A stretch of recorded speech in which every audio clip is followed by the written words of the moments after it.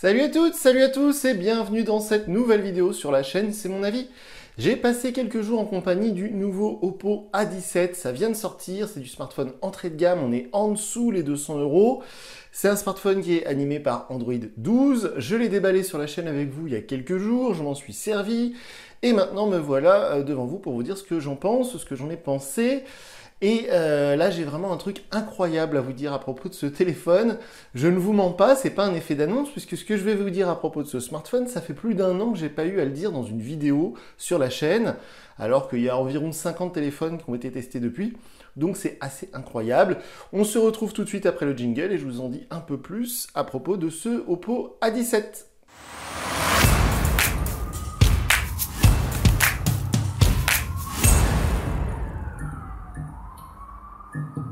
Comme je vous le disais, j'ai donc passé quelques jours en compagnie du nouveau Oppo A17. C'est le nouvel entrée de gamme du constructeur chinois Oppo. On est là sur le remplacement du A16. On est sur un smartphone donc entrée de gamme en dessous de 100 euros. Ces derniers temps, j'ai testé pas mal de téléphones dans ces prix-là. Je m'en félicite parce que tout le reste de l'année, l'entrée de gamme a été très calme au niveau des sorties malheureusement. Donc on a attendu la rentrée chez les constructeurs visiblement pour amener des nouveautés. Donc le Samsung A04S par exemple à 180 euros qui est un très bon téléphone qui m'a agréablement surpris. On a le Poco M5 que je viens de tester il y a quelques jours qui est très bon aussi. En début d'année, on avait eu le TCL 30. On a voilà, beaucoup de choix maintenant. Il y en a d'autres que je ne cite pas mais qui sont toujours là, les Narzo et compagnie chez Realme. Donc on a quand même maintenant beaucoup de choix en dessous des 200 euros en téléphone neuf sous Android 12, donc, qui est la version actuelle d'Android, sauf Pixel qui est passé déjà Android 13. Et donc ce Oppo A17, moi je l'attendais avec beaucoup d'impatience parce que chez Oppo cette année, ils ont été assez décevants. Il y a eu les Find X5 et Find X5 Lite qui sont des téléphones très chers. Il y en a un des deux, je ne sais plus lequel, qui est sorti en Android 11. Donc, enfin bon, chez Oppo cette année, c'était très difficile. Dieu merci, dans le groupe BBK, il y avait OnePlus et Realme pour remonter un petit peu le niveau. Mais donc ce Oppo A17, je l'attendais avec impatience. Donc comme d'habitude, on va faire les points positifs, les points négatifs. Et comme je vous le disais en introduction, il y a un truc incroyable sur ce téléphone. Vraiment, je n'en reviens toujours pas et j'ai hâte de vous en parler, mais ce sera dans les points négatifs. Donc on va d'abord commencer par les points positifs. Donc, alors vous savez, vous me connaissez si vous regardez la chaîne depuis longtemps, je suis pas très exigeant niveau design et souvent ça fait partie des trucs que je cite en premier. Je trouve que le design de ce téléphone est plutôt chouette, voilà, c'est assez consensuel, c'est pas très moderne, c'est pas très original. Les deux petits ronds là, voilà, pourquoi pas, ça fait un peu genre Honor, hein, c'est pas moche. L'arrière, alors sur la boîte, il y avait marqué que c'était un peu pour faire un genre de cuir, hein, simili-cuir. Bon, on n'y est pas vraiment à mon avis, hein, c'est plastique rainuré, quoi. Le Poco M5 que j'ai testé il y a quelques jours, ça faisait beaucoup plus cuir pour le coup, hein. Là, on est sur de la rainure de plastique, un peu tableau de bord Peugeot, quoi, hein. C'est pas ouf non plus. Mais sinon, franchement, le design est pas mal, la qualité de fabrication est impeccable, hein. On n'est pas du tout sur la qualité de fabrication d'un Motorola Moto E22i là, que j'ai testé il n'y a pas longtemps à 150 euros, qui faisait vraiment jouer pour enfants. Là, on est vraiment sur un téléphone, voilà, et si vous le posez sur la table à midi avec les collègues, ils vont pas se moquer de vous, c'est plutôt correct, hein. Alors, un truc beaucoup plus important, beaucoup plus objectif pour le coup, c'est l'autonomie. Je la trouve vraiment excellente. Alors maintenant, sur ces téléphones-là, c'est-à-dire vers les 200 euros, on a tout de suite des batteries de 5000 mAh. Il faut bien se rendre compte que c'est énorme, 5000 mAh. Je le répète plus beaucoup maintenant, mais il y a 1 ou 2 ans, je le disais beaucoup parce que, attention, on ne se rend pas compte. Mais l'avancée technologique dans les batteries de téléphone a été fulgurante depuis 3-4 ans. 5000 mAh, c'est vraiment une très grosse batterie. Et effectivement, on a 5000 mAh sur tous les téléphones en dessous des 200 euros ou presque. Et ce qui nous permet de tenir 2 ou 3 jours sur une charge complète. Donc une journée largement, hein, même si on fait du Waze, des jeux, ce que vous voulez, tenir une journée sur une charge là avec le téléphone, c'est très facile à faire. 2 ou 3 jours, si vous avez un usage modéré de votre smartphone, c'est pas du tout déconnant. Donc franchement, l'autonomie est très bonne. Les photos sont plutôt bien aussi. Comme d'habitude, sous la vidéo, je vous mets le lien vers ma galerie Google Photos. Vous pourrez voir par vous-même la qualité des photos prises avec ce Oppo A17, mais vous verrez, les photos sont tout à fait correctes. C'est pareil, c'est ce qui se fait typiquement sur les téléphones à ce prix-là. C'est ni mieux ni moins bien. On a de mémoire un capteur 50 mégapixels qu'on retrouve quasiment sur tous les concurrents dans ces tarifs-là aussi. On n'a pas de capteur ultra grand angle évidemment à ce prix-là, donc on a juste le capteur standard. Par contre, petite chose intéressante, on peut faire du zoom jusqu'à x5. C'était pas le cas sur le Poco M5 que j'ai testé il y a quelques jours, donc c'est assez intéressant d'avoir ça. La caméra selfie est correcte, hein, pour faire des snaps et ce que vous voulez, c'est tout à fait utilisable. Donc pour moi, la partie photo, elle est très bien, compte tenu du prix encore une fois. Le logiciel ColorOS 12. Alors vous savez que moi je suis plutôt team MIUI ou alors carrément Google Pixel, hein, si on a les moyens. Mais ce ColorOS 12 c'est pas mauvais, hein, franchement c'est tout à fait utilisable. C'est pas agaçant comme peut l'être certaines interfaces comme celle de chez Motorola ou d'autres que j'ai pu tester cette année. C'est pas ce qui se fait de mieux, c'est pas ce qui se fait de pire, c'est tout à fait bien, voilà. Alors évidemment l'interface paraît meilleure sur un téléphone un peu plus dynamique, un peu plus fluide, un peu plus performant, parce que là c'est pas non plus super fluide. Mais voilà, on trouve ce qu'on cherche. Moi, il y a les fonctions que je cherche sur un smartphone Android, par exemple, c'est tout bête, mais réveiller le téléphone en cliquant 2 fois dessus, donc ça y est. Le téléphone, c'est pareil, si on le relève, il s'allume, donc ça c'est tout bête, mais ça me plaît. Donc niveau ColorOS, pour moi, c'est plutôt bon. Android 12, évidemment, j'ai déjà précisé plusieurs fois. Les performances, comme je disais, c'est pas mal. Ça permet de jouer à des jeux. J'ai installé quelques jeux en 3D, Polygon Wars par exemple, qui tournent plutôt bien.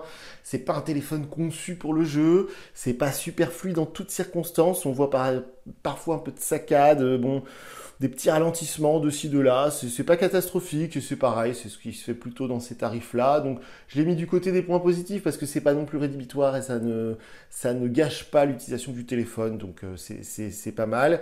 L'écran, je l'ai mis aussi dans les points positifs, même si c'est que du 60 Hz.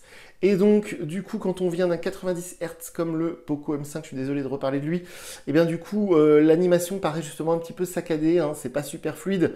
Donc tout ça est lié, hein, le software, le processeur, la mémoire vive, ce qui fait qu'on a parfois des impressions un peu de saccade quand on fait défiler des trucs comme les réseaux sociaux ou même simplement une page internet où il y a beaucoup de pubs.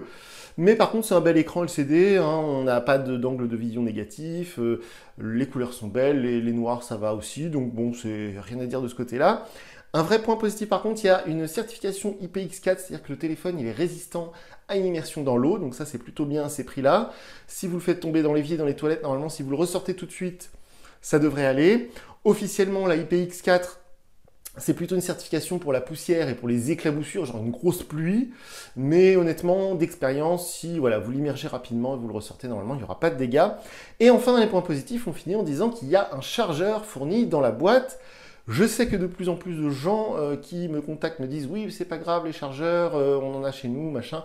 Encore une fois, à ce tarif-là, il faut bien se mettre dans l'optique de quelqu'un qui change de téléphone rarement, qui est sans doute sur un vieux Samsung, un vieux Huawei, un vieux je ne sais quoi, qui du coup avait le chargeur tout pourri, vous savez, avec le fil tout pété. D'avoir un chargeur dans la boîte à 180 €, pour moi, c'est un vrai point positif.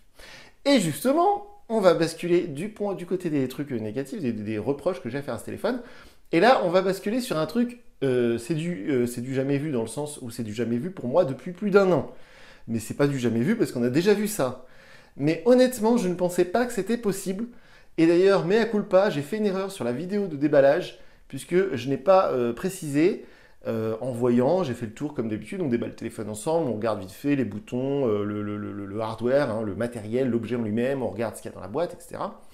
Et donc j'ai vu qu'il y avait un chargeur, j'ai vu qu'il y avait un câble USB, donc on a fait le tour du téléphone, etc. Et j'ai pas remarqué, et même en regardant la fiche technique, je n'avais pas vu, en commandant le téléphone, je n'avais pas vu non plus, que ce smartphone, sorti donc en septembre, fin septembre, hein, il a 2-3 semaines le téléphone, il est tout récent, fin septembre 2022, Android 12, et on a un connecteur micro USB. C'est incroyable, mais c'est vrai. Franchement, je ne pensais pas que ce soit possible. Je serais très curieux d'avoir les explications de Oppo France. Je vais les identifier sur Twitter, je vais les harceler pour savoir comment est-ce possible d'avoir un connecteur USB, micro USB en 2022. Je ne pensais pas que ce soit possible.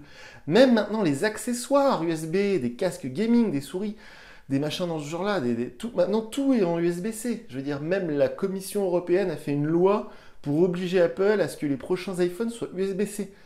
Et là, on nous sort du micro USB. C'est incroyable, c'est hallucinant. Alors si vous êtes néophyte, vous ne connaissez pas grand-chose au smartphone et vous vous dites mais qu'est-ce que c'est que cette histoire? C'est quoi le problème avec ce câble micro USB? Bah, le problème c'est que c'est une connectique qui a 20 ans maintenant, un truc comme ça. C'est super vieux.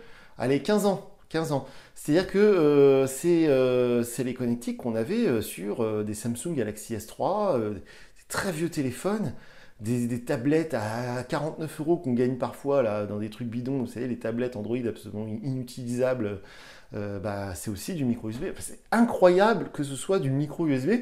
Et en plus de ça, le problème du micro USB, c'est que ça bride le taux de transfert quand on transfère des données sur un PC. Ça bride aussi la puissance de recharge. Donc là, je ne vous ai pas parlé de la capacité de recharge, mais évidemment, c'est très très lent. J'ai mesuré hier en 10 minutes, le téléphone, il avait pris que 3%. Ça charge super lentement parce que la batterie, elle est énorme et ce connecteur USB, micro USB, il bride la capacité de recharge. C'est pas indiqué sur la fiche technique, je pense qu'on doit être vers les 10 ou 15 watts. Et d'ailleurs, si vous avez bien remarqué, dans la vidéo de déballage, j'avais regardé le chargeur, et le chargeur, c'est un 10 watts. C'est hallucinant, même sur les téléphones pas chers, d'habitude, on a du 18 watts, du 20 watts. Là, on n'a que du 10 watts. C'est hallucinant, c'est incroyable. Même un truc d'allume-cigare de voiture, je le charge plus fort, quoi. Donc, c'est complètement fou. Donc, pour moi, c'est le point négatif du téléphone parce que je ne pensais pas que ce soit possible en 2022. Imaginez, vous achetez ça aujourd'hui, dans 2 ans, 3 ans, il faudra aller chercher le câble, le chargeur sur Amazon parce qu'on n'en trouvera quasiment plus dans aucun magasin. Maintenant, il n'y a plus que de l'USB-C partout. C'est hallucinant. Aussi, c'est tout bête, mais dans la boîte, il n'y a pas de coque fournie. Donc, il y a le chargeur, mais il n'y a pas la coque. Donc, c'est un peu bizarre. Surtout que si on achète un téléphone comme ça, ayant été vendeur Darty et Fnac moi-même, je sais que les téléphones chinois qui viennent de sortir, pour trouver des accessoires, faut y aller. Hein. C'est compliqué. Donc là, le A17, déjà, le téléphone, il n'est même pas sur Amazon. Alors, pour trouver la coque qui va avec, je ne raconte pas le délire. Aussi, il y a un haut-parleur mono. Bon, dans ces prix-là, c'est assez normal. Donc, ça veut dire que si vous regardez une vidéo, vous jouez à un jeu, le son ne sort que d'ici, il ne sort pas là. Et enfin, j'ai marqué, il n'y a pas de LED de notification. Ça, il n'y en a quasiment plus, hein. Ça a complètement disparu malheureusement. Donc c'est-à-dire que si vous passez devant le téléphone, il est posé sur votre bureau, il n'y a rien qui vous indique si vous avez loupé un appel, si vous avez un SMS en attente, ce genre de choses. Et enfin, je termine en disant que l'écran n'est pas traité Gorilla Glass, donc il faudra absolument mettre une protection d'écran, sinon votre écran va se rayer très rapidement si vous le mettez dans un sac ou dans une poche, évidemment. Donc tout ceci étant dit, ce Oppo A17, alors je n'ai pas précisé aussi, il y avait un nombre incroyable d'applications préinstallées. Il y en avait plus d'une dizaine. Heureusement, on peut toutes les désinstaller. Mais c'était quand même assez choquant de voir tous ces jeux, toutes ces applis qui continuent à se télécharger alors même qu'on a lancé le téléphone pour la première fois et les jeux et les applis continuent d'arriver. C'est assez hallucinant parce que quand on allume le téléphone, il y en a 4 ou 5 et au bout de 2 ou 3 heures, il y en a une dizaine. C'est fou. Donc c'est un peu comme s'il y a un fantôme qui installait des jeux et des applications. C'est assez... Bon, bref. Donc dans ces prix-là, c'est pareil. Malheureusement, on voit souvent ça. Mais là, c'était quand même voilà, à noter. Donc ce téléphone-là, honnêtement, en dessous de 200 €, vous pourrez trouver bien mieux. J'avais été très agréablement surpris par le Samsung A04S. Attention, ce fameux Samsung qui est donc très bon compte tenu du prix, eh bien, il n'est pas fourni ni avec un chargeur, ni avec une coque. Donc attention, il faut prévoir un budget supplémentaire sur ce Samsung dont je vous parle souvent. Sinon, il y a l'excellent Poco M5 que j'ai testé il y a quelques jours, qui est fourni et avec un chargeur et avec une coque, qui est très performant, de bonnes photos, une bonne autonomie, donc qui est bien meilleur que celui-ci sur beaucoup de points. Donc là, celui-ci, si je devais lui donner une note sur 10, on serait à 6,5. Mais s'il y avait un USB type C, on serait à 7 ou 7,5. Donc c'est pas un mauvais smartphone. Si vraiment vous êtes à fond Oppo, vous ne voulez que ça, vous êtes à fond sur ColorOS, vous avez eu le A16, il vous a plu, vous voulez le A17, c'est pas un mauvais téléphone. Mais attention, le A16, sorti en 2021, il avait de l'USB-C, donc la dernière version des connectiques USB. Ce A17 qui sort un an après, il a l'ancienne prise USB qu'on retrouve sur des vieux téléphones d'il y a 15 ans. Attention, il faut bien se mettre ça dans le crâne. Des téléphones derrière moi, là, des téléphones qui sont sortis en 2005, des trucs comme ça, là, des vieux HTC et compagnie, hein, ils avaient du micro USB aussi. Hein, donc c'est hallucinant, mais c'est vrai. Bref, si vous avez des questions sur ce drôle de Oppo A17, veuillez me contacter via Twitter. Je ne lis pas les commentaires sous les vidéos YouTube. Donc voilà pour ce test vraiment spécial. Je suis content d'avoir acheté ce téléphone rien que pour cette surprise parce que franchement je ne m'y attendais pas et ça m'a fait tout drôle. Donc écoutez, moi je vous dis à très bientôt et puis on se retrouve pour une nouvelle vidéo sur la chaîne. Salut!